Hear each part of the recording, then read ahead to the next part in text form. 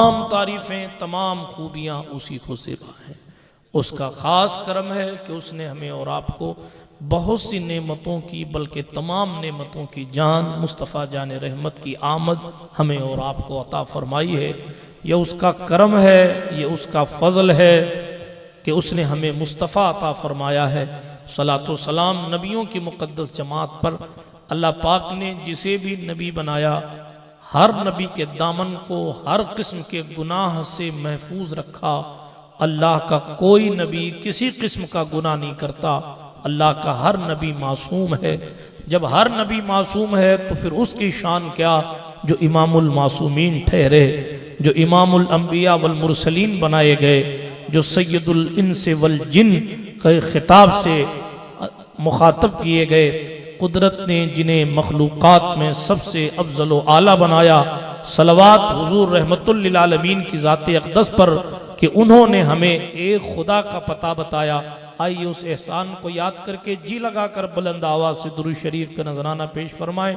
अल्लाहुम्मा सल्ली अला सय्यिदिना नबीना मवाना व मलजाना मोहम्मद व अला आलि सय्यिदिना व मौलाना मोहम्मद सलातन तुनज्जीना बिहा मिन जमीइल अहवालि वल आफात व तक़दी लना बिहा जमीअल हाजात व तुतहिरुना बिहा मिन जमीइस सय्यिआत व तरफ़उना बिहा इंदका आला दरजात व तुबल्लिगुना बिहा अक़सल गायात मिन जमीइल खैरात फिल हयाति व बअदल ममात इन्नका क़रीबुन मुजीबुद दाअवात व अंता अला कुल्लि शैइन क़दीर। रुख दिन है या महरे समा ये भी नहीं वो भी नहीं, शब जुल्फ या मुश्के खुता ये भी नहीं वो भी नहीं। बुलबुल ने गुल उनको कहा, कुमरी ने सरवे जां फिजा, हैरत ने झुंझला कर कहा ये भी नहीं वो भी नहीं। खुर्शीद था किस जोर पर क्या बढ़ के चमका था कमर। खुर्शीद कहते हैं सूरज को, कमर कहते हैं चांद को। सूरज भी अपनी पूरी तवानाई के साथ चमक रहा था, चांद भी अपनी ताकत के साथ चमक रहा था, लेकिन उनकी चमक के सामने कुछ ऐसा हुआ कि खुर्शीद था किस जोर पर क्या बढ़ के चमका था कमर। बेपर्दा जब वो रुख हुआ, मेरे महबूब ने जब अपने रुखे ज़ैबा से पर्दा हटाया तो फिर ना खुर्शीद की चमक बाकी रही और ना चांद की चमक उनके सामने उस रुखे ज़ैबा के सामने मुकाबले की हैसियत रखती, बल्कि खुर्शीद था किस जोर पर क्या बढ़ के चमका था कमर। बेपर्दा जब वो रुख हुआ ये भी नहीं वो भी नहीं, और डर था कि इसियां की सजा अब होगी कि रोज़े जजा, दी उनकी रहमत ने सदा ये भी नहीं वो भी नहीं। शब सुबह तक सोना तुझे, दिन लहव में खोना तुझे, दिन लहव में खोना तुझे, शब सुबह तक सोना तुझे। शर्मे नबी खौफे खुदा ये भी नहीं वो भी नहीं। रिज़्क़े खुदा खाया किया, फरमाने हक टाला किया। रिज़्क़े खुदा खाया किया, फरमाने हक टाला किया। शुक्रे करम तरसे सजा ये भी नहीं वो भी नहीं।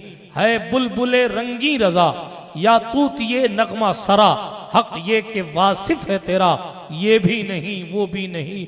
इकबाल ने कहा मोहम्मद की मोहब्बत दीन हक की शर्त अव्वल है, इसी में हो अगर खामी तो सब कुछ नामुकम्मल है। मोहम्मद की मोहब्बत खून के रिश्तों से आला है, ये रिश्ता दुनियावी कानून के रिश्तों से बाला है। मोहम्मद है मताए आलमे ईजाद से प्यारा, जनो फरजंद से माँ बाप से औलाद से प्यारा। सारी बातों का निचोड़ अगर दो मिसरे में कहें तो बस उन्हें जाना उन्हें माना, ना रखा गैर से काम। लिल्लाहिल हम्द में दुनिया से मुसलमान गया। दिल है वो दिल जो तेरी याद से मामूर रहा, सर है वो सर जो तेरे कदमों पे कुर्बान गया। आज ले उनकी पनाह, आज मदद मांग उनसे, फिर न मानेंगे कयामत में अगर मान गया। और कहने लगे जानो दिल होशो खिरत सब तो मदीना पहुंचे, तुम नहीं चलते रजा सारा तो सामान गया। नेमतें बांटता जिस समत वो जीशान गया, साथ ही मुंशिए रहमत का कलमदान गया। बिरादराने मिल्लत इस्लामिया, अल्लाह पाक का जितना शुक्र अदा किया जाए कम है कि उसने हमें और आपको अपने फजलो करम से इस महफिल पाक में बैठने की तौफीक बख्शी है। जो महफिल जो महफिल ऐसी है जिसमें गुजारा गया वक्त, जिसमें कमाई गई नेकियां हमारी कब्रों में रोशनी का जरिया बन सकती हैं, हमारे लिए क़यामत में नजात का सबब बन सकती हैं। मुबारकबादी के मुस्तहिक़ हैं मोहतरम शकील अशरफी साहब, जिन्होंने इस मुबारक और मसूद महफिल को सजाया, और उनकी दावत और हमारे देरीना दोस्त इमरान भाई फौजी की दावत पर आपके इस गांव में यकीनन पहली बार हाज़िरी का शरफ हासिल कर रहा हूं। और मुझसे पेशतर हमारी जमात के एक मोतबर आलिम दीन माहिर इल्म फ़न हज़रत अल्लामा मुफ्ती रफ़ीक अहमद मिसबाही साहब क़िबला ने बेहतरीन गुफ्तगू फरमाई। और यकीनन बातें वही सारी होती हैं जो हर मुसलह करने की कोशिश करता है, लेकिन मसला सिर्फ इतना है कि हमारी कौम बातों को जानती भी है, समझती भी है, लेकिन अमल इल्ला माशाअल्लाह अक्सर लोग नहीं किया करते हैं। यही वजह है कि जब अमल के मैदान में हम खाली हैं तो फिर हालात जो हमें देखने को नसीब आ रहे हैं, खुदा न करे हमारी आने वाली नस्लें क्या देखेंगी, ये सोचकर भी डर लगता है, रोंगटे खड़े होते हैं। हालात बुरे से बुरे होते चले जा रहे हैं, लेकिन इन हालात को कैसे अच्छा किया जा सकता है, इन मुआशरे की खराबियों को कैसे बदला जा सकता है, इन बुराइयों को, इन हर किस्म की बुराइयों को कैसे मुआशरे से दूर किया जा सकता है, इन अंधेरों को उजाले में कैसे तब्दील किया जा सकता है, तो उसका एक रास्ता कुरान बता रहा है, उसकी एक रास्ते की तरफ कुरान रहनुमाई कर रहा है। तुम्हें रसूलुल्लाह की पैरवी बेहतर है। अगर इन अंधेरों से उजाले निकालना चाहते हो, अगर इस शर के माहौल में खैर पैदा करना चाहते हो, अगर इन बुराइयों को अच्छाइयों में कन्वर्ट करना चाहते हो, बल्कि अगर इलाकों पर गालिब आना चाहते हो, अगर दुनिया में सुरखरुई चाहते हो, अगर आखिरत में इज्जतें चाहते हो, अगर जलील और रुसवा होने से बचना चाहते हो, अगर अपने वकार की हिफाजत करना चाहते हो, अगर अपने दीन को महफूज बनाना चाहते हो, अगर अपने कल्ब को मुनव्वर करना चाहते हो, अगर अपनी जबान को पुरतासीर बनाना चाहते हो, अगर अपने वजूद को दुश्मनों के लिए पुरहैबत और अपनों के लिए मोहब्बतों का महवर बनाना चाहते हो, तो तुम्हारे लिए सिर्फ एक रास्ता है, पैगंबर इंसानियत के कदमों के निशानात को तलाश करो और कुल इन कुंतुम तुहिब्बून अल्लाह फत्तबिऊनी युहिब्बुकुमुल्लाह पर अमल करके जहां से तुम्हारे पैगंबर चल के गए हैं तुम उन्हीं के नक्शे कदम पर चलते रहो। सलाहुद्दीन अय्यूबी तो नहीं आएगा, लेकिन सलाहुद्दीन का पर तो जरूर आ जाएगा। तारिक बिन जियाद तो फिर से पैदा नहीं होगा, लेकिन अंदलुस का फातेह का फिर कोई अक्से जमील पैदा हो जाएगा। फिर जमीन पर मोइनुद्दीन अजमेरी तो वापस नहीं आएंगे, मगर हिंदुस्तान के उस शहंशाह के नक्शे कदम को देखकर लोग अपनी आबरूओं को बचाने जैसे तो हो जाएंगे। हमें और आपको अगर सुर्खरुई चाहिए तो फकत इतना करना है, हमें करनी है शहंशाह बतहा की रिजा जोई, जो वो हो गए अपने तो रहमते परवरदिगार अपनी। बेशक सुभान अल्लाह, नारे तकबीर, नारे रिसालत, हक है हजरत साहब, हक है। बहुत हमारे लिए, आपके लिए, इन अंधेरों से उजाला निकालने के लिए 1500 साल पहले एक ऐसी रोशनी आई थी, कयामत तक जिस रोशनी की चमक के बाद किसी और रोशनी की जरूरत ही नहीं है। उन्हें खातमुन नबीयीन बनाया गया है, उनसे पहले नबियों को रखा गया, उनके बाद नबियों को नहीं रखा गया। क्यों? इसलिए कि उनके नूरे नबूवत की शान ही यही है। उसकी किरण बनकर कभी सिद्दीक अकबर चमकेंगे, कभी फारूक आजम चमकेंगे, कभी उस्मान जुन्नूरैन चमकेंगे। उसी नूर की किरण की शक्ल में कभी मौलाए कायनात फातिह खैबर बनकर चमकेंगे। उसी नूर की किरण का नाम अब्दुल कादिर जीलानी है। उसी रोशनी की एक किरण का नाम मोइनुद्दीन अजमेरी ख्वाजा हिंदुस्तान है। ये सब उसी असल की तरफ ले जाने के लिए आए। असले कायनात रसूल पाक की जात है, मकसूद कायनात रसूल पाक की जात। हम अली को मानते हैं तो इसलिए क्योंकि वो हुजूर के हैं, हम सिद्दीक को मानते हैं तो इसलिए क्योंकि वो हुजूर के हैं, हम सरकार उस्मान को मानते हैं तो इसलिए कि वो हुजूर के हैं, हम हुजूर के हर सहाबी को मानते हैं वो इसलिए क्योंकि वो हुजूर के हैं। बात समझ आई? लेकिन अफसोस है कि हम मानते तो हैं मगर उनकी नहीं मानते। उनको तो मानते हैं, हमसे ज्यादा कोई फिरका नहीं मान रहा। जितना हम बुजुर्गों को मान रहे हैं उतना कोई नहीं मान रहा। लेकिन अफसोस यह है कि उनकी नहीं मान रहे, उनको तो मान रहे, उनकी नहीं मान रहे।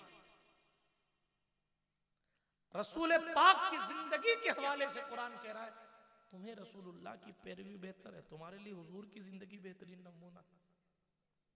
मगर अफसोस है शादी का मौका है, शादी पर बहुत सारी बातें हज़रत मुफ्ती साहब क़िबला ने की।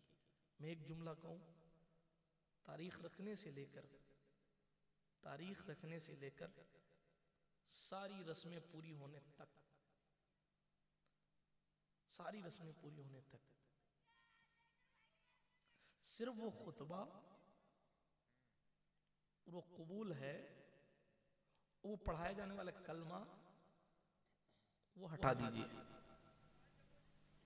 वलीमा भी सुन्नत है, इसको भी चलिए इस्तिस्ना कर लीजिए। और फिर देखिए कि पूरे प्रोसेस में क्या काम शरई है, कौन सा काम शरीयत के मुताबिक। हमारे मुआशरे में देखिए बिदअतें और खुराफात चरम सीमा पर है। तारीख मुतय्यन है, फिर भी तारीख की रस्म बाकी है। तारीख रखने जा रहे हैं, अभी तारीख तो रख दी भाई साहब, बैंड वाले को कह दिया आपने, तकरीर करानी है तो मौलाना साहब को कह दिया कि फलाना तारीख है, जो भाई विदेश में रह रहे हैं उनको बता दिया फलाना तारीख है। अब तारीख रखने जा रहे हैं। हल्दी की रस्मों की एक नई बिदअत चल पड़ी है। और अगर पहले थोड़ी मोड़ी रही भी हो तो अब हल्दी के कपड़े अलग हैं, मेहंदी के कपड़े अलग हैं, निकाह से पहले वाले अलग हैं, निकाह के बाद वाले अलग हैं। और औरतों का हाल तो ये है कि वो हर 2-2 घंटे में लिबास की, पता नहीं निकाह हो रहा है या बहरूपिया बनने की ट्रेनिंग दी जा रही है।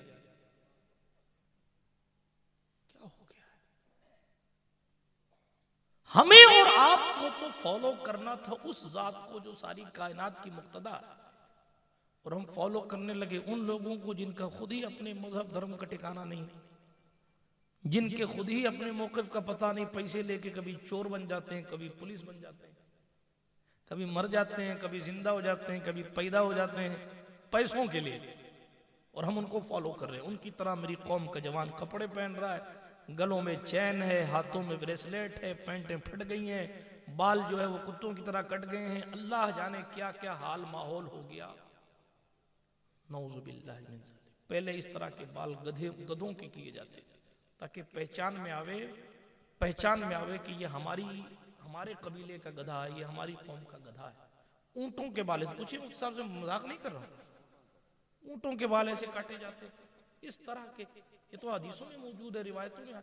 मगर अफसोस है कि हम ना आगे देख रहे हैं ना पीछे देख रहे हैं, बस गाड़ी दौड़ रही है, किधर जा रही पता नहीं, मेरी गाड़ी दौड़ रही है, अरे जा किधर रही है? जिंदगी तो गुजर ही जाए, लेकिन इसका काम है गुजरना। जो दरगाहों के बाहर बैठे रहते हैं वो उनकी भी गुजरती है, जो मंदिरों के बाहर, जो चर्च के बाहर, जो मस्जिदों के बाहर बैठे रहते हैं उनकी भी गुजरती है। जिंदगी का तो काम ही है गुजरना। पूछो भाई साहब क्या हाल है, वो गुजर रही है, उसका तो काम है गुजरना। वो तो आप सोएंगे तो भी गुजरेगी, चलेंगे तो भी गुजरेगी, खाएंगे तो भी, नहीं खाएंगे तो भी गुजरेगी। मसला तो ये है कि आप उसको अच्छी तरह गुजारिए। मसला तो ये है कि आप उसको गुजार किस तरह रहे। अफसोस है, माफ कीजिएगा, ये आज का ये प्रोग्राम इसको सुन्नत मुस्तफ़ा कॉन्फ्रेंस कहा गया ना। अब बहुत से इलाके तो ऐसे हैं जहां सिर्फ कहो कि सुन्नत, आज सुन्नत, वो समझते हैं खतना है, क्योंकि उनके नजदीक माज अल्लाह और दूसरी सुन्नतों का कुछ तस्वुर पता नहीं बाकी भी है या नहीं। किन किन हंगामों पर बात की जाए और किन किन चीजों को छोड़ा जाए। आज पूरी दुनिया अपने मजहब को लेकर हसास है। मेरे जुमले बुरे लगे तो मुझे माफ कीजिए। ईसाई भरपूर मेहनत कर रहा है। हमारा बिरादरान वतन, उनके धर्म गुरुओं की मेहनतें देखिए, आप सताइश करेंगे कि यार अपने मजहब के लिए इतनी मेहनत वो कर रहे हैं। और हमारे यहाँ हाल ये है कि सबको पता है 5 टाइम की नमाज फर्ज है, फिर भी अगर मस्जिद का गीजर खराब हो जाए ना तो साल भर तो कोई नहीं ठीक करा। इमाम साहब आपने खाया कि नहीं खाया इसकी कोई फिक्र नहीं होती। मैं अर्ज ये कर रहा था, सुन्नत मुस्तफ़ा कॉन्फ्रेंस, हुजूर की सुन्नत दुनिया में भी निजात दिलाने वाली, आखिरत में भी निजात। सुन्नत का माना तरीका है, सुन्नत का माना हाँ, लेकिन जब मुतलक सुन्नत बोला जाता है यानी बगैर किसी कैद के साथ लफ्ज़ सुन्नत अदा किया जाता है तो उससे मुराद हुजूर का तरीका सल्लल्लाहु अलैहि वसल्लम। जैसे किसी काम के लिए कहा जाता है ये काम सुन्नत है तो लोग समझ जाते हैं कि यानी ये काम हुजूर सल्लल्लाहु अलैहि वसल्लम का तरीका। अगर किसी और के लिए लफ्ज़ इस्तेमाल किया जाए, मैं आपको पढ़ाने तो नहीं बैठा, लेकिन उसकी फिर ये शर्त होती है कि और उसकी निशानी होती है कि फिर जिसकी सुन्नत कहा जा रहा है उसका जिक्र किया जाता है। ये सहाबा की सुन्नत है, ये औलिया की सुन्नत है। लेकिन सुन्नत जब मुतलक बोला जाता है तो उससे मुराद हुजूर सल्लल्लाहु अलैहि वसल्लम का तरीका होता है। हुजूर की सुन्नत, हुजूर का तरीका हर हाल में फायदा पहुंचाने वाला और आसानी फराहम करने वाला।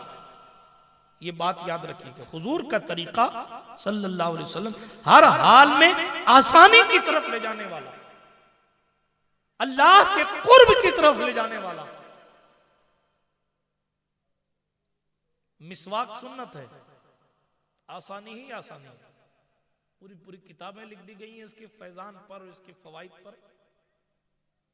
मिसवाक बंदा करता है तो उससे फरिश्ते खुश होते हैं, अल्लाह पाक खुश होता है, हुजूर राजी होते हैं। बल्कि हमारे और आपके नबी ने तो यहां तक इरशाद फरमाया सल्लल्लाहु अलैहि वसल्लम, अगर मेरी उम्मत पर शाख न होता तो मैं हर नमाज के लिए जरूरी कर देता मिसवाक करना। सुन्नत बहुत फायदे, बिल्कुल जमीनी सतह पर आकर बात कर रहा हूं ताकि आपके समझ शरीफ में मेरी बातें आसानी से आ जाए। सोने का जो सुन्नत तरीका है उसको देखिए आप। आज हम देखते हैं कि हार्ट अटैक की बीमारियां बहुत ज्यादा बढ़ गई। उसकी वजह एक तो ये है कि खान पान ऐसा कैसा हो गया, इतना खा लेते हैं कि डकार की भी गुंजाइश बाकी नहीं रही।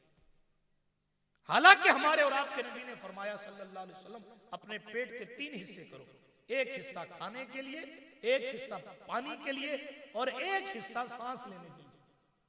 अब वो सांस लेने की जगह ही नहीं बाकी रही।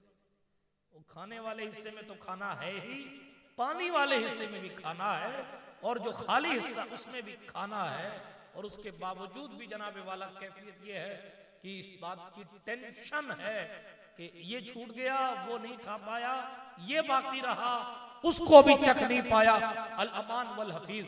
लेकिन हुजूर सल्लल्लाहु अलैहि वसल्लम का तरीका क्या, मफहूम हदीस ये भाई अब मैंने आपके सामने पेश कर दिया कि खाना कितना खाया जाए है, लेकिन अफसोस है कि पता नहीं कितना कितना खाते हैं। ये अल्लाह ही रहम फरमाए। आगे बढ़िए तेजी के साथ अर्ज कर रहा, अल्लाह के रसूल सल्लल्लाहु ताला अलैहि वसल्लम ने सोने का जो तरीका बताया, अच्छा ये हमारे और आपके नबी की स्पेशलिटी है, ये शान है, ये हमारे नबी का एहसान है। चलने का तरीका भी बताया, सोने का तरीका भी बताया, पानी पीने का तरीका भी बताया, खाना खाने का तरीका भी बताया।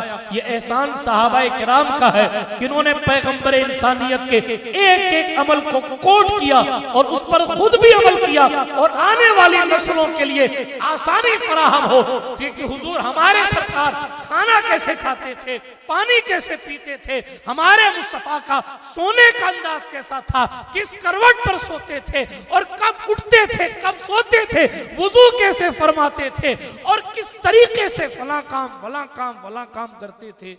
ये सहाबा का एहसान है उम्मत पर कि उन्होंने हुजूर के आमाल को अपने दिल के दरीचे में महफूज किया और आगे फॉरवर्ड कर दिया। ये एहसान हुजूर के सहाबा का। और एक बात और अर्ज करूं, सहाबाए किराम ने हुजूर को अपनी तरह नहीं समझा, इसीलिए हुजूर का चलना भी कोट किया, हुजूर का सोना भी कोट किया, हुजूर का बोलना भी कोट किया, हुजूर का अंदाज़े गुफ्तगू भी कोट किया। बिरादराने मिल्लत इस्लामिया, तेजी के साथ में गुफ्तगू को आगे बढ़ा रहा हूँ। अर्ज ये कर रहा था, मेरे सरकार की सुन्नत में फायदा ही फायदा है।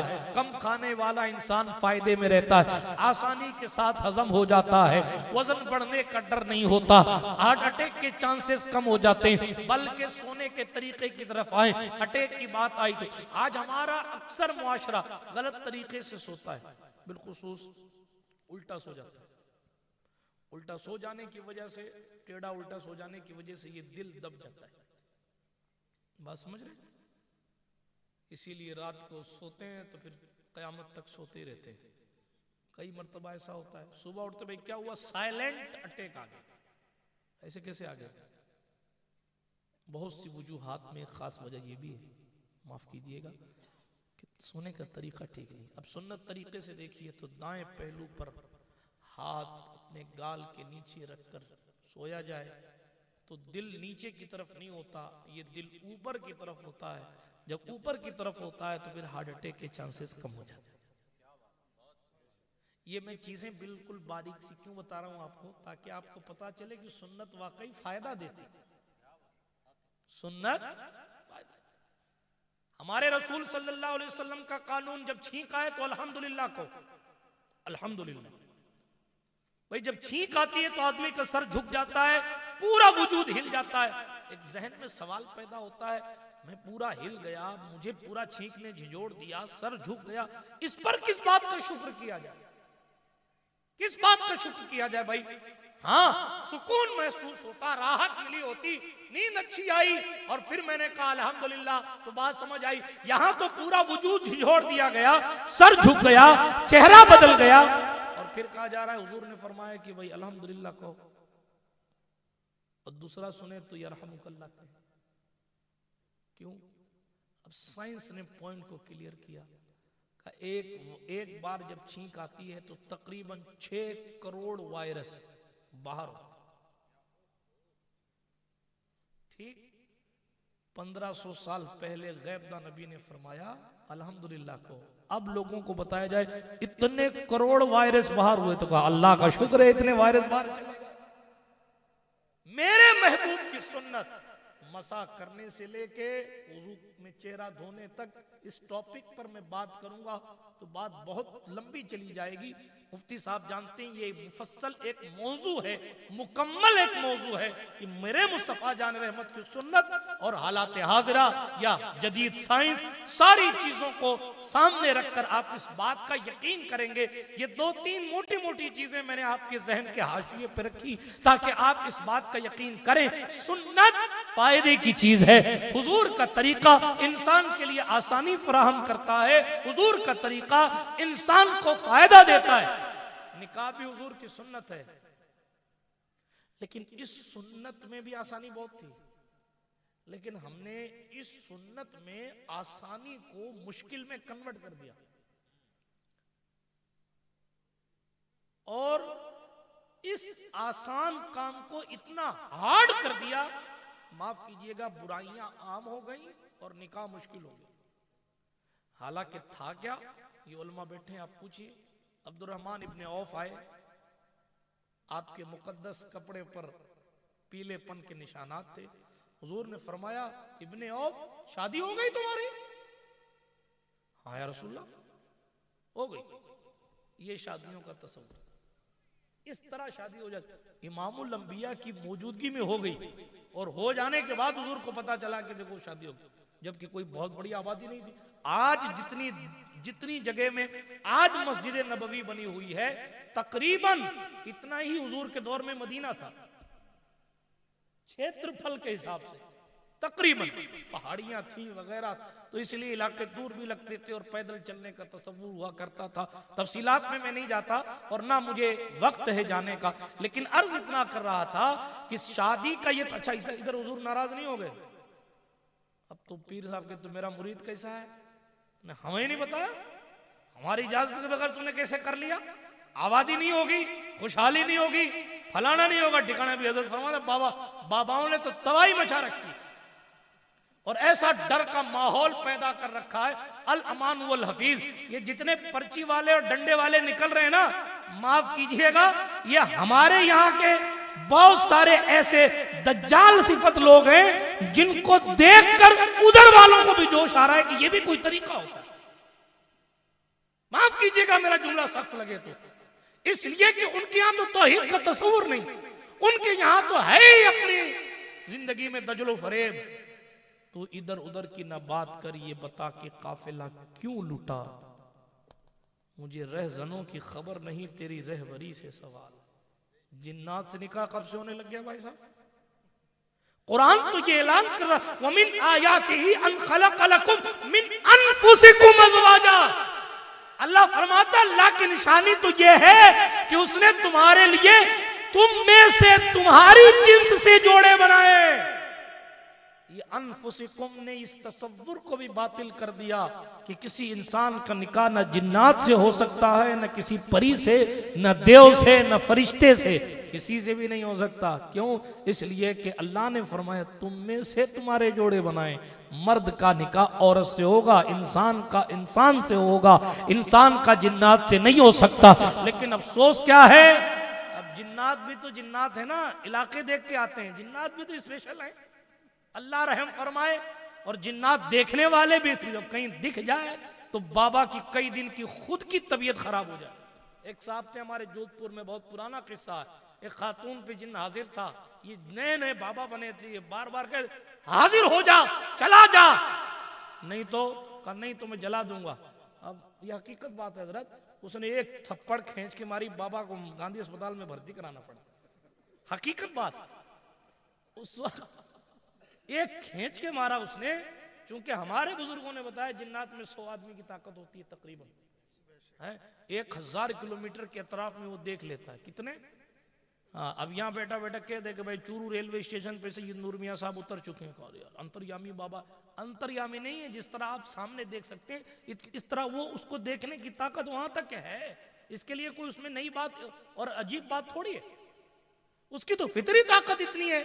उसकी उम्र अगर 500 साल की, एक मिसाल के तौर पर, अगर 100 साल पहले जयपुर में क्या हुआ था, जोधपुर में क्या हुआ था, चूरू में क्या हुआ था, 150 साल पहले ऐसा हुआ था, अगर कोई हाजिरी खा के बता दे तो हम लोग उसके सामने हाथ जोड़ लें। बात ठीक है, 150 साल पहले तो ऐसा हुआ। अरे भाई साहब, उसके लिए 150 साल पुरानी बात ऐसे ही है जैसे आप अपने बचपने की बात बता रहे हैं। बात समझ आई आप? उसको वहीं छोड़िए। इंसानों ने जिन्नातों को भी परेशान कर रखा है। कभी कभी तो शैतान साहब भी सोचते होंगे कि इतनी ट्रिक मेरे पास नहीं है जितनी इन लोगों ने निकाली। वो एक किस्सा है ना, मशहूर सा किस्सा, एक अल्लाह वाले थे, जाने दीजिए क्या सुनाएं क्या छोड़े। अब बातें रिकॉर्ड होती हैं, दूसरे सुनते हैं तो हंसी भी आती है। हाँ, लेकिन जनाब बस अल्लाह ही रहम करे, अल्लाह ही रहम करे। हमारे यहाँ बात में अर्ज कर रहा था कि कसरत के साथ बंदा जब खाता है तो इतना ज़्यादा खाने वालों से फिर इबादत नहीं हो पाती। सुस्ती क्यों आती है? बुजुर्गान दीन रोज़े क्यों रखते थे? कभी रीज़न तलाश किया करें। क्यों चले जाते थे जंगलों में? कभी रीज़न तलाश किया। जंगलों में जाने में सिर्फ तन्हाई और यकताई की नहीं, यकसुई की नहीं, बल्कि मशकूक माल से भी हिफाजत हो जाए इसका भी तसव्वुर रहता था। इनका उनका उनका इनका खाना नहीं पड़े।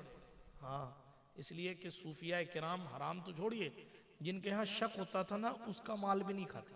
हजरत बायज़ीद बुस्तामी रहमतुल्लाह अलैह का किस्सा है ना, उनको एक अल्लाह वाले ने तोहफा पेश किया और उस तोहफे में रोटी थी, तो कहा जाओ और जाकर बायज़ीद बुस्तामी को हमारी तरफ से तोहफा दे दीजिएगा। जब तोहफा पेश किया गया ना तो बायज़ीद ने हाथ में तो ले लिया, लेकिन फरमाया कि क्या है इस रोटी की खुसूसियत? तो कहा शेख साहब ने फरमाया है कि ये जो है वो जमजम के पानी से गूंदी हुई रोटी है। तो शेख बायज़ीद बुस्तामी तैफूर इब्न ईसा रज़ी अल्लाह तआला अन्हु ने फरमाया इस रोटी के आटे को जमजम के पानी से गूंदा गया है, लेकिन जब तक ये तहकीक नहीं हो जाती कि आटा कहाँ से आया तब तक बायज़ीद इसको हाथ नहीं लगाएगा। ये थे सूफिया, ये है वलियों की जिंदगी। हज़रत गौस आज़म दस्तगीर ने 25 साल तक रोटी ही नहीं खाई, खाई नहीं, 25 साल तक रोटी ही नहीं खाई, खाई तो पत्तियां खाई, खाई नहीं। इस तरह अपने नफ्स को मगलूब किया। एक तरफ हम गौस पाक सरकार का नाम ले रहे हैं, उनके तरीक़े मोहब्बत पर रहने की दावे कर रहे हैं, और एक तरफ हाल यह है कि हलाल और हराम का फ़र्क भूल गए और शादियों के मौक़ों पर इस किस्म की बेकार रस्मों को ईजाद कर दिया। कल अमान वल हफीज मर्ज कर रहा था, बात दूर न चली जाए, सुन्नत फायदा देती है, सुन्नत बरकत वाली चीज है, सुन्नत आसानी पैदा करती है। जब हर सुन्नत आसानी पैदा कर रही है, जैसा कि मैंने 2-4 सुन्नतों की मिसालें दी, तो फिर ये निकाह वाली सुन्नत इतनी मुश्किल कैसे हो गई? पहले तारीख रखो, फिर उस पर खर्चा करो, फिर उससे पहले भी ज्योतिषियों को दिखाओ, फाल निकलवाना भी कई कई इलाकों में फ़र्ज है। इस्तिखारे का तसव्वुर तो हट गया, फाल निकलने वाले का तसव्वुर आ गया। फिर उसके बाद तारीख रखो, फिर तारीख रखने के बाद जनाबे वाला अल्लाह जाने क्या क्या चीज़ें, वक्त नहीं है वरना मैं एक एक चीज़ आपको बताऊं। और आप तो जानते ही मैं क्या बताऊं कि शादियों के मौके पर किन किन चीज़ों का हमने अपनी तरफ से किन किन चीज़ों को ऐड कर लिया। हुजूर की सुन्नत फ़ायदा देने वाली है, आसानी पैदा करने वाली। हुजूर सल्लल्लाहु अलैहि वसल्लम की ज़िंदगी में देखें, मैं हदीस सुना रहा था, अब्दुर्रहमान बिन औफ का निकाह हो गया। हुजूर ने ये नहीं फरमाया कि हमारी मौजूदगी में किसी और ने निकाह कैसे पढ़ा दिया। हुजूर ने ये नहीं फरमाया कि हमें ही नहीं बुलाया तो फिर तुम मोमिन कामिल कैसे हो, हमारी सुन्नत और हम ही नहीं आए। सुन रहे हैं आप? अब तो जंग अजीम होती है, हमको नहीं बुलाया तुमने। मेरी बद्दुआ है, मियाँ बीवी कभी खुश नहीं रह सकते। क्यों नहीं रह सकते? कि हमको ही नहीं बुलाया। इतनी ही आपकी बद्दुआएं छकती है तो अपने हक में ही कर लीजिए ना। आप क्यों बेकरार फिर रहे हैं? जिनकी खुद की दुआएं अपने हक में नहीं कबूल हो रही हैं, वो दूसरों को अपनी बद्दुआओं को धौंस दिखा रहे हैं। मैं हर किस बद्दुआओं की कबूलियत या दुआओं की कबूलियत के खिलाफ नहीं, लेकिन सवाल इतना है कि हमें जहां सख्ती करने की जरूरत थी हमने वहां सख्ती क्यों नहीं की। पैगंबर का तरीका तो ये रहा है कि मुस्तफा जान रहमत अलैहिस्सलातु वस्सलाम ने फरमाया है, निकाह सबसे बड़ा बरकत वाला वो है जिसमें खर्चा कम होता है। यह है सुन्नत और यह है आसानी और यह है फायदा। लेकिन आप देख लीजिए क्या हाल है हमारी शादियों का। हमारे यहाँ हालात ये है, कई प्लॉट बिक गए, कई घर बर्बाद हो गए, कई लोगों ने आत्महत्या कर ली, कईयों ने चूहों की दवाइयां खा ली, कईयों की बेटियां घर बैठी हैं सिर्फ इस वजह से कि उन्होंने जो डिमांड की थी उस डिमांड को पूरा नहीं कर पाए। मैं कहता हूं अगर डिमांड वालों को ही तुम्हें पसंद करना है तो तुमने फिर हुजूर से मोहब्बत का हक कौन सा अदा किया। मेरे पैगंबर ने तो फरमाया था निकाह माल देख के भी किया जाता है, हुस्न जमाल देख के भी किया जाता है, खानदान देख के भी किया जाता है, लेकिन अगर कामयाबी चाहिए तो दीनदारी देखकर शादी की। लेकिन मैं माफ कीजिएगा, ये सिर्फ सुभान अल्लाह यहीं तक महदूद रहता है। ये नारे, ये सुभान अल्लाह, ये माशा अल्लाह, ये मरहबा, इस पर अमल करने की जरूरत है, अमल करने की। मालदार खातून जब घर में आती हैं, मालदार खातून जब घर में आती हैं, जब माल खत्म हो जाता है ना तो फिर वो माल को जमा करने के लिए उनके कदम बहक जाते हैं। हुस्न जमाल वाली खातून आती हैं, अपने हुस्न पर गुरूर हो जाता है, अपने शौहर की बराबर खिदमत नहीं करती, और फिर उसके बाद जनाबे वाला किसी और तरफ मैलान कई मर्तबा लोगों का हो जाता है। अमान वल हफीज क्यों होता है? उसमें माफ कीजिएगा चंद कड़वी बातें आपके हाशिए जहन पे रख दूं। हमारे यहाँ शादियों के मौकों पर जो बुराइयां बढ़ रही हैं उनमें एक खास बुराई फहाशी है, बेहयाई। आप शहर के किसी लड़के का हाथ पकड़ के उससे पूछ लीजिए, तू जिसकी सड़क छाप मोहब्बत में मुब्तला है उससे तेरी मुलाकात कहां हुई थी? मैं गारंटी के साथ कहता हूं, ये मेरा तज्जिया है, या वो किसी शादी का नाम लेगा या वो किसी उर्स का नाम लेगा। मकाम अफसोस नहीं है? आप देखिए, फला शादी के मौके पर फला जगह गया था तो फला की बेटी से मेरी मुलाकात। हमने एक बंदे को, जुमले पर गौर कीजिएगा, एक बंदे को हमने, निकाह का मकसद क्या होता है? ये उलमा बैठे, मैं तो कम पढ़ा लिखा आदमी हूं, इनसे पूछिए निकाह का मकसद क्या होता है? निकाह का मकसद ये होता है कि निकाह करने वाला अपने दामन को गुनाहों से आलूद होने से बचाएगा, निगाहों की हिफाजत करेगा। इसी मकसद से निकाह होता है। ये भी सुन लीजिए, अगर झूठी इज्जत बढ़ाने के लिए निकाह करना चाहे, हुजूर फरमाते हैं वो जलील हो जाता है। अगर माल बढ़ाने के लिए, यानी वहां से जहेज मिलेगा, इतने पैसे मिल जाएंगे और मेरा ये काम हो जाएगा, फला काम हो जाएगा, हाँ, अगर इस नीयत से निकाह किया तो अल्लाह उस ऐसी नीयत रखने वाले निकाह करने वाले को अल्लाह मुफलिस बना देता है, फकीर बना देता है। हाँ जी, ये हदीस का मफहूम है।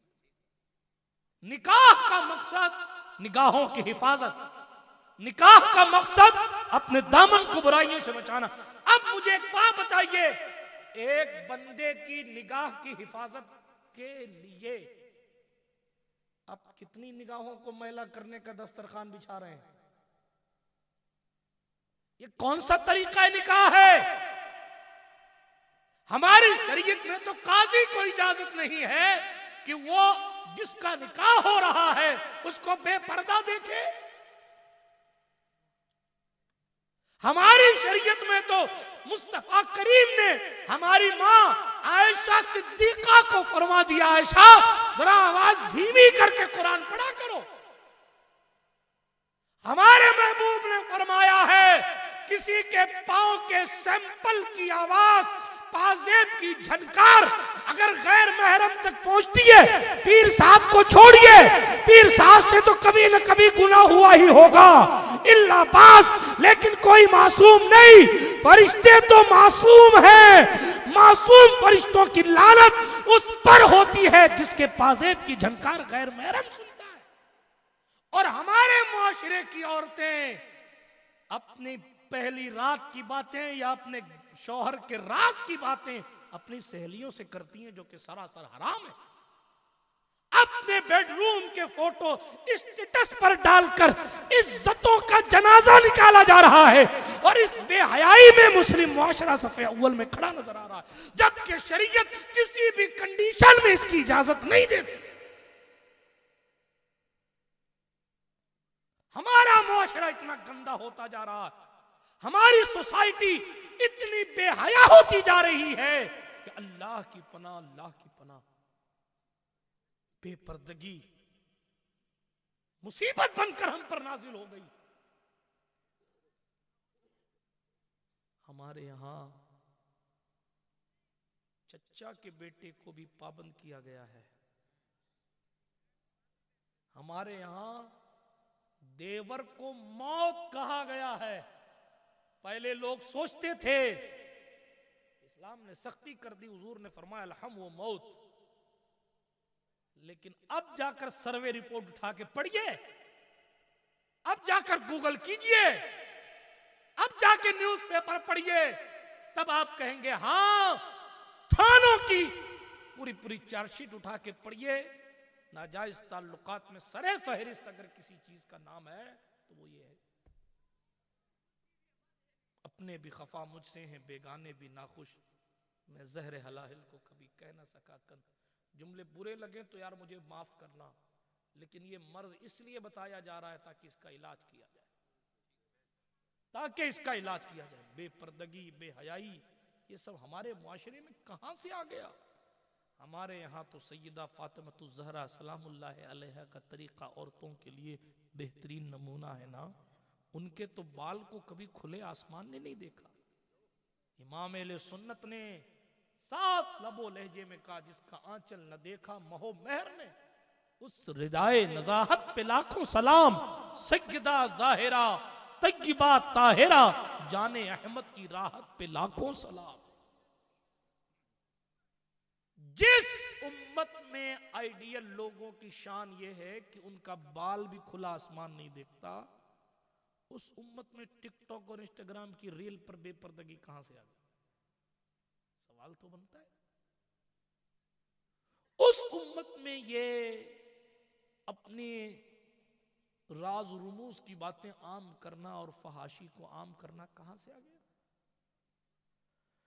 अल्लाह की पनाह, गुजारिश करूंगा बेहयाई से बचिए। एक बात और अर्ज करूं, हया ईमान का हिस्सा है। बेहयाई जब बढ़ती है ना, ये मुफ्ती साहब बैठे हैं, उलमा बैठे हैं, हमारे और आपके नबी ने फरमाया यूं इशारा कर, ये हया और ये ईमान। जब हया निकलती है तो ईमान भी निकलने लगता है। आज जो कहना ना ये हो रहा, कोई नहीं बोल रहा, वो कहना वो ईमान ही नहीं रहा बोलने वाला। वो ईमान क्यों नहीं रहा? बेहयाई घर में घुस गई, बेहयाई निगाहों में आ गई, बेहयाई दिल में आ गई, बेहयाई तन्हाइयों में आ गई। अल्लाह की पनाह, मैं अपनी इस्लामी रिश्ते की माओ बहनों से भी अर्ज करना चाहूंगा, आपको कुदरत ने कीमती बनाया है, कीमती बनाया। आपकी आबरू आपके पर्दे में है। आप अपनी पर्दादारी का ख्याल फरमाए। किसी गैर महरम ने अगर आपने किसी और के लिए सज संवर कर जिंदगी गुजारने की कोशिश की, किसी भी मरहले में फरिश्ते लानत करते हैं उस औरत पर जो तैयार होते वक्त ये नीयत कर ले कि किसी गैर महरम की नजर मुझ पर पड़ेगी, उस पर फरिश्ते लानत करते हैं। और आप कहे हम तो पीर साहब से तावीज ले रहे हैं, मैं फरिश्ते मासूम है, उनसे कभी गुनाह नहीं होते, वो लानत कर रहे हैं और इस लानत की वजाहत हुजूर की जबान से है। और आपको किसी ने झुंझुना पकड़ा दिया, नहीं आपको तो टेंशन हो ही नहीं सकती, आप हमारे मुरीद हैं पीर साहब, कहीं ऐसा ना हो कि आप भी लुट जाएं। इसलिए कि मुहद्दिस आजम ने कहा था, नाम ही नाम है, जो कुछ है हकीकत के सिवा, रास्ता कोई नहीं उनकी शरीयत के सिवा, कोई रास्ता है ही नहीं। अल्लाह के रसूल तक पहुंचने का रास्ता, अल्लाह की रिजा हासिल करने का रास्ता हुजूर की शरीयत है, हुजूर का बनाया हुआ कानून। इसलिए बात कर रहा था शादियों की, सुन्नत फायदा देती है, लेकिन हमने उस आसान चीज को मुश्किल चीजों में हमने कन्वर्ट किया। इसलिए गुजारिश है कि उसको फिर वापस आसानी की तरफ लाइए, अल्लाह आपको भला करे। पूरे हिंदुस्तान में घूम घूम के कहता हूं, आपसे भी कह रहा हूं, अपने निगाहों अपनी निकाहों को अपनी इबादत खानों की तरफ मोड़िए। आप देखिए, चले गांव की बात तो छोड़ दीजिए, शहरों का हाल पूछिए कि एक बंदा एक मंजिल के घर में रहता है, 2 मंजिल के घर में रहता है। जब उनको शादियां करनी होती ना, तो उनके घरों में इतनी जगह नहीं होती कि वो चौक में कर लें या गांव में कर लें। फिर वो हॉल लेते हैं 1 लाख, 2 लाख, 3 लाख, 10 लाख का, उसको सजाते हैं, फिर 1 लाख उस पर सजाई लगती है, वगैरह वगैरह। लेकिन अगर यही निकाह इबादत खानों की तरफ मुड़ जाए, है तो इबादत ना, तो ये इबादत क्यों ना इबादत खाने में हो, जैसा कि सैयदुल अंबिया ने करके दिखाया है सल्लल्लाहु अलैहि वसल्लम। मगर अफसोस क्या मालूम, मैंने शुरू में कहा मैं किन किन हंगामों पर बात करूं, किन चीजों को छोड़ दूं। हम दुनियादारी में इतने डूब गए कि हमें अपने रसूल का तरीका पता ही नहीं, अमल क्या करेंगे। पहले पता होगा तब तो अमल करेंगे। इसीलिए कहा जाता है पहले इल्म हासिल कीजिए, जब जानेंगे कि ये सुन्नत है तभी तो सुन्नत पे अमल करेंगे। हुजूर ने तरीका दिया है निकाह को इबादत खाने में करने का, शादियां इबादत खाने में करने का तसव्वुर हुजूर ने दिया। लेकिन आप देखिए, एक नजर मार लीजिए, ईसाई अपने चर्च में निकाह अपनी शादी कर रहा है, यहूदी अपनी इबादतगाह में कर रहा है, सिख अपने गुरुद्वारा में कर रहे हैं, हमारे बिरादरान वतन हिंदू उनके यहाँ मंदिर से शुरू होकर मंदिर तक सारी रस्में शादियों की, चाहे वो मंडप हॉल में भी बना लें, लेकिन होगा उनके इबादत खाने में ही। अगर कोई शख्स अपनी इबादत खाने से हटा है तो वो मेरी कौम है। अगर निकाह इबादत खानों में होने लगे तो करोड़ों रुपए बच जाएंगे लोगों, करोड़ों रुपए। किन किन चीजों पर बात करें कि किन किन चीजों को अलग। लेकिन मैं एक बात, जो मौजू मैंने उठाया था, मैं उस तरफ हूं, फहाशी को दूर कीजिए, बेहयाई और बेपर्दगी को अपनी शादियों से दूर कीजिए। आज किसी भी मजहब का फोटोग्राफर आकर किसी भी दुल्हन को अलग कमरे में ले जाकर उसकी तन्हाई में फोटो खींचता है, ये कौन सा तरीका है? ये अक्सर व बेशतर हमारे माशरे का हाल हो। बाप नहीं जा सकता, भाई साहब नहीं जा सकते, चच्चा नहीं जा सकता, वहां तक फोटोग्राफर चला जाता और फिर उसको पोज दे दे के तस्वीरें खींची जाती हैं। क्या जमानत है इस बात की वो तस्वीर एक भी अपने पास नहीं रखेगा? क्या जमानत है? क्वेश्चन कर रहा हूं, मैं किसी के कैरेक्टर पर सवाल नहीं उठा रहा।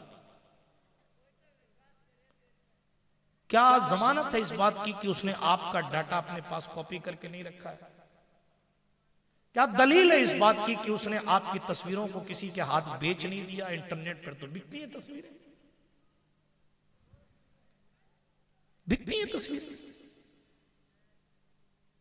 अफसोस है हमने इन चीजों को न जाने कहां से कहां पहुंचा दिया। ऐसी ऐसी रस्में, ऐसे ऐसे मामलात पैदा कर दिए कि जिनके ताल्लुकात कभी ना रहे हों उनको मौके फराहम होते हैं कि वो किसी और की बहन बेटियों को अपनी बुरी निगाह से देख सके।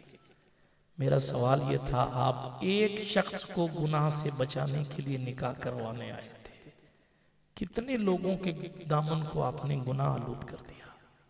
इसलिए अपनी निगाहों की हिफाजत भी कीजिए और अपने मुआशरे से बेहयाई को दूर कीजिए, ये बेपर्दगी को दूर कीजिए। ये दुनिया है, दुनिया आप देखेंगे दुनिया को और फिर उसको फॉलो करने की कोशिश करेंगे तो फिर उनकी जरा सा अंदर की गंदगी भी कभी कभी सुन लिया कीजिए। अगर आपको बॉलीवुड अच्छा लगता है तो बॉलीवुड की बेरहमियां भी कभी उन्हीं की जबानों से सुन लिया कीजिए, उसके भी तासुरात वेबसाइट्स पर मौजूद है। अय्याशियों के बाजार और शराब नोशियों का हाल क्या है, एक्टर और एक्ट्रेस की निजी जिंदगी की कैफियत क्या है, कभी उसको भी इंटरनेट की वादी में गोता लगाकर, इंटरनेट के समंदर में गोता लगाकर जरा उसको भी तलाश कर लीजिएगा कि वहां माज अल्लाह किस कदर गंदगी है और किस कदर नंगापन है, किस कदर उरियानियत है। बिरादराने मिल्लत इस्लामिया, हम दुनिया से पीछे आए, हमें और आपको नजात और मिलेगी अगर कहीं तो मोहम्मद अरबी सल्लल्लाहु अलैहि वसल्लम के तरीक़े मोहब्बत में मिलेगी, वगरना तो बहुत बड़े बड़े लोग आए दुनिया से नाकाम ही चले गए, नामुराद ही चले गए अगर उन्होंने हुजूर को अपना नहीं किया। और जिसने अपना कर लिया वो जंगलों में भी रहा तो भी लोग 15-15 किलोमीटर दूर उसकी कब्र पर चिराग जलाने के लिए, उसकी कब्र पर रोशनी करने के लिए, उसकी कब्र पर खुशबू बिखेरने के लिए, सूरतुल फातिहा की तिलावत करने के लिए लोग 20-20 किलोमीटर 25-25 किलोमीटर जंगलों में जाते हैं और उस अल्लाह वाले को सलाम करके आते हैं। क्यों?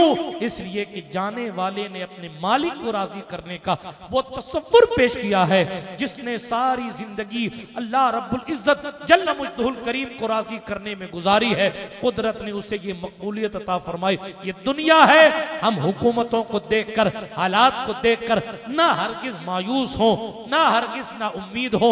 मेरे और आपके रसूल ने फरमाया था ये दुनिया है और इस दुनिया, पूरी दुनिया की हकीकत मेरे अल्लाह की बारगाह में एक मच्छर के पर के बराबर भी हैसियत नहीं रखती।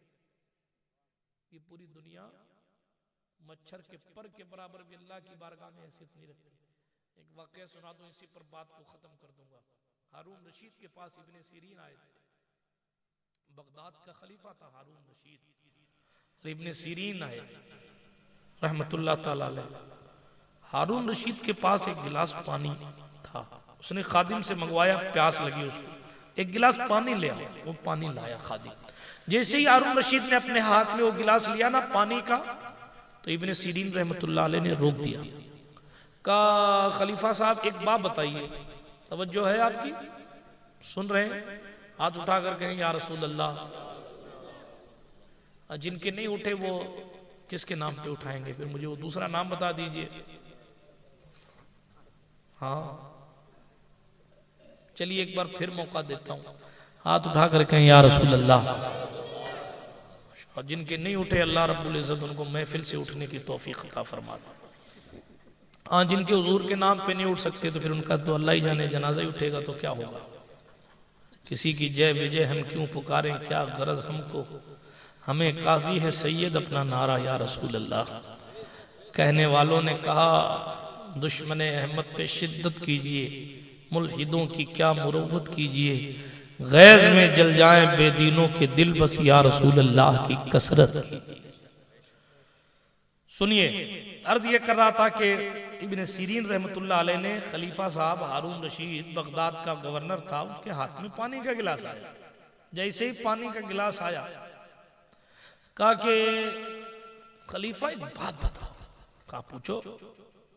कहा तुम्हें बहुत जोर से प्यास लगी हो, और प्यास की शिद्दत तुम पर गालिब आ रही और बेकरारी निहायत बढ़ रही हो, तुम्हें मौत नजर आने लगे सामने, ऐसी कैफियत में अगर तुम्हें कोई एक गिलास पानी दे तो तुम उसके बदले में उसको क्या दोगे?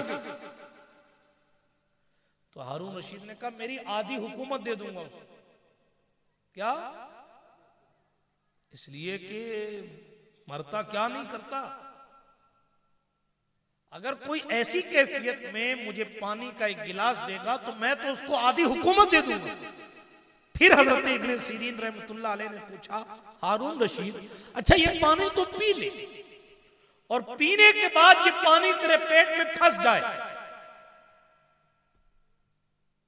ना उल्टी हो ना पेशाब हो सके, उसकी मर्जी है, अंदर का सिस्टम वो चलाता है। पेट के अंदर भी एक दुनिया है,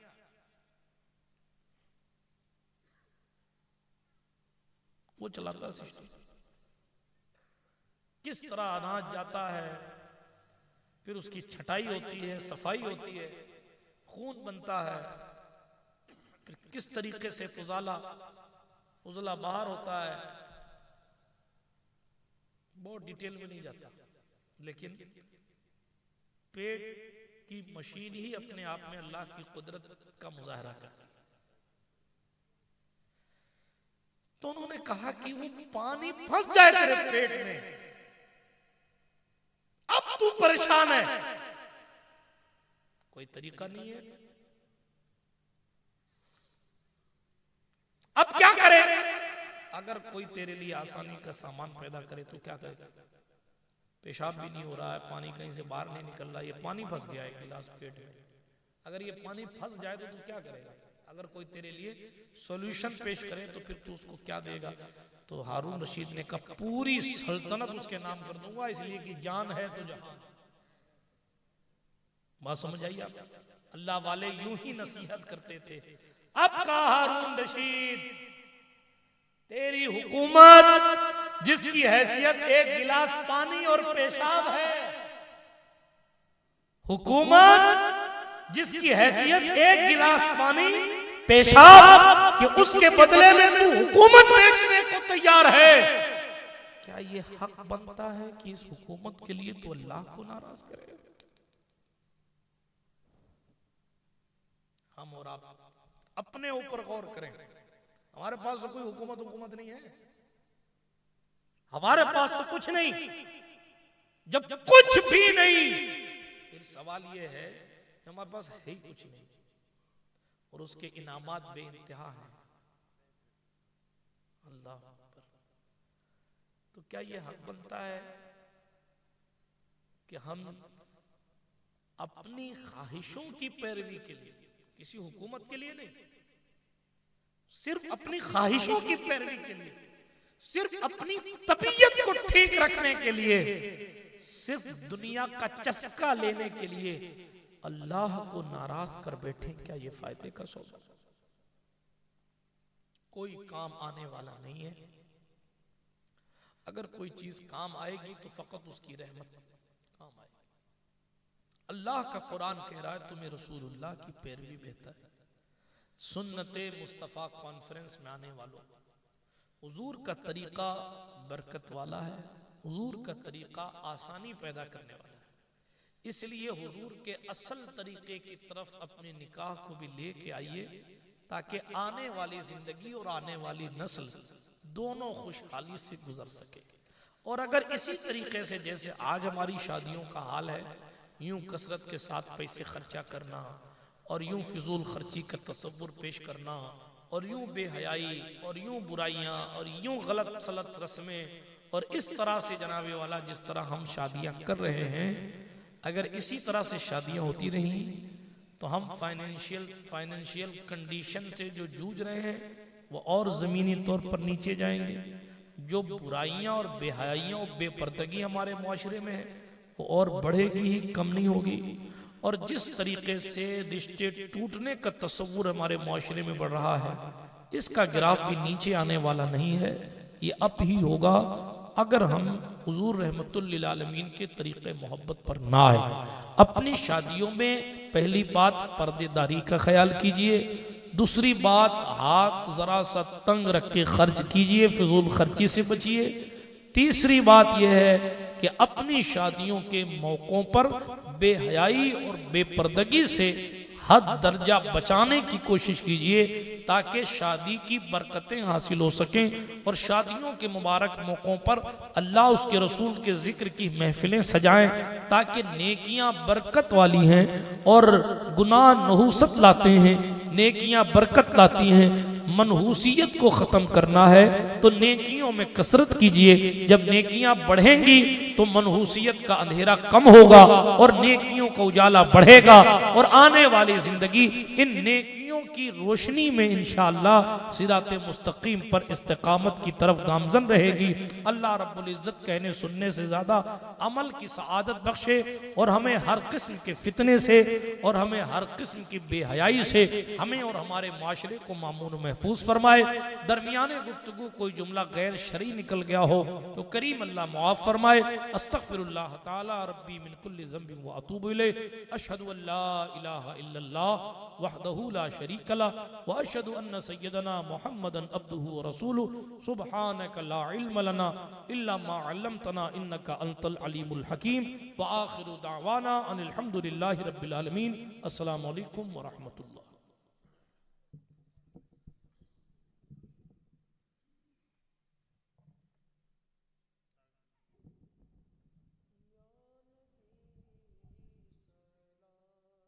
मलैका या रसूल सलाम अलैका या हबीब सलाम अलैका सलवातुल्लाह अलैका। आपका तशरीफ लाना वक्त भी कितना सुहाना और जगमगा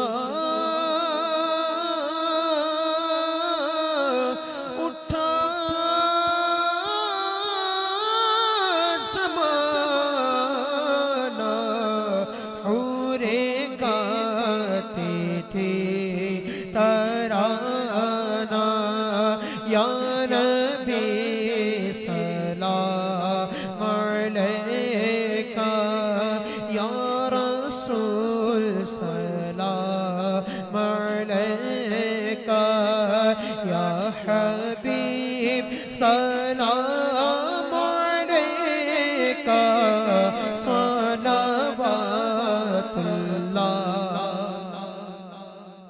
अलैका। अस्सलाम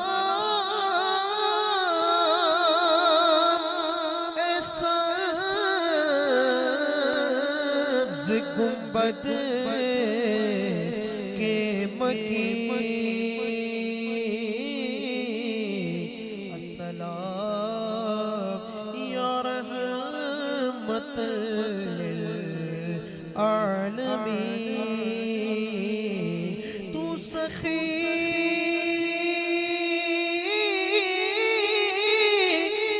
तेरा सखी दरबार है कर करम कर दो तो बेड़ा पार है। अस्सलामु अलैका या क़ासिम निअमतिल्लाह व अला आलिका व सहबिका या शफीअना यौमल जज़ा। बिस्मिल्लाहिर्रहमानिर्रहीम अल्हम्दुलिल्लाहि रब्बिल आलमीन। अल्लाहुम्मा सल्लि अला सय्यिदिना मौलाना मुहम्मद व अला आलिहिल किराम व इब्निहिल करीम अल गौसिल आज़मिल जिलानी करीमो कारसाज बेनियाज बंद नवाज रहमानुर रहीम। इस महफिल सईद को अपनी बारगाह करम में कबूल फरमा ले।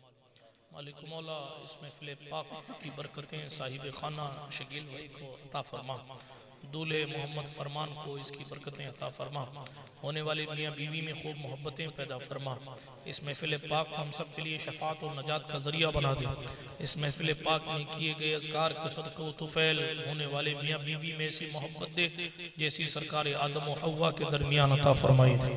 ऐसी मोहब्बत अता फरमाना जैसी मोहब्बत सरकार यूसुफ और ज़ुलेखा में अता फरमाई थी, जैसी मोहब्बत सरकार सुलेमान व बिल्कीस में अता फरमाई, जैसी मोहब्बत सरकार मूसा व सफूरा में अता फरमाई, जैसी मोहब्बत हजरत सरकार मुस्तफ़ा करीम सल्लल्लाहु अलैहि वसल्लम और सैयदा खदीजतुल कुबरा रज़ियल्लाहु मौला तआला अन्हा के दरमियान अता फरमाई। होने वाले शौहर बीवी में से मोहब्बत अता फरमाना जैसी मोहब्बत मौला अली और सरकार फातिमा ज़हरा के दरमियान अता फरमाई। बंद नवाज इस महफिल पाक के सदक़े तुफ़ैल हम सब की ख़ताओं को माफ़ फरमा दे, हमारे दिलों में गुनाहों से नफरत पैदा फरमा, नेकियों से मोहब्बत पैदा फरमा, हमें इल्म नाफ़े अता फरमा, आमाल सालिहा की सादतें अता फरमा। बंद नवाज जिनकी गोद सूनी है उन्हें औलाद अता फरमा, जिनके घर में बेटियां उन्हें बेटे अता फरमा, जिनके घर में शादी के लायक बच्चे बच्चियां उन्हें गैब से अच्छे रिश्ते अता फरमा, जो लोग कर्ज के बोझ से दब गए हैं उन्हें बारे कर्ज से सुबुकदोशी अता फरमा। मालिक मौला हमें हमारे घरों में जो बीमार हैं उन्हें शिफाए कामिला आजिला नसीब फरमा, जो बेकसूर कैद में उन्हें रिहाई अता फरमा। मुसलमानों ने हिंद की इज्जत आबरू की हिफाजत अता फरमा, हमारी सफ में इत्तेहाद और इत्तेफाक पैदा फरमा, हमारे मशाइख की उम्रों में बरकतें अता फरमा, हमारे वतन अजीज मुल्क हिंदुस्तान को हर किस्म की शर पसंदी से मामून और महफूज फरमा ले। मालिक मौला अपने खास फज़ल करम से मुसलमानान आलम की हिफाजत फरमा, हम में हमारे घरों में जो परेशान हाल हैं उनकी परेशानियों को दूर फरमा दे। मालिक मौला हर किस्म के सहर आसेब जादू शयातीन जिन्नात नजर बद से हमारे अहबाब की हिफाजत फरमा। मालिक मौला अपने खास फज़ल करम से हिस्से नसीब फरमा, हम सब का खातिमा ईमान पर फरमाना, हमारे वालिदैन की उम्रों में बरकतें अता फरमा, जिनके माँ बाप या उनमें से कोई एक या हमारे क़राबतदारों में से जो भी ईमान की हालत में इस दुनिया से चला गया, बंद नवाज उन सब की कब्रों को रोशन फरमा दे। तिलावत से लेकर अब तक जिसने जो कुछ सुनाया उसमें कोई कमी रह गई हो तो अपनी रहमत से माफ़ी अता फरमा दे, हरफन हरफन अपनी बारगाह करम में कबूल फरमा ले। हम में बच्चे भी हैं, बूढ़े भी हैं, जवान भी, हमारे उठे हुए हाथों की लाज रख ले, हमारी खाली झोलियों को गौहरे मुराद से भर दे, मरने से पहले हुजूर की ज़ियारत अता फरमा दे, मरने के बाद हुजूर सल्लल्लाहु अलैहि वसल्लम की शफाअत अता फरमा दे। तुझे फजल फरमाते नहीं लगता बार, न हो तुझसे मायूस उम्मीदवार। इन्नल्लाह व मलाइकतहु युसल्लूना अलन नबी या अय्युहल्लज़ीना आमनू सल्लू अलैहि वसल्लिमू तस्लीमा सल्लल्लाहु अलैहि नबील उम्मी वाली सल्लल्लाहु अलैहि वसल्लम सलातुन व सलामुन अलैका या रसूलल्लाह सल्लल्लाहु तआला अलैहि वसल्लम। हस्बी रब्बी जल्लल्लाह माफी क़ल्बी गैरुल्लाह नूर मोहम्मद सल्लल्लाहु हक़ ला इल्लल्लाह।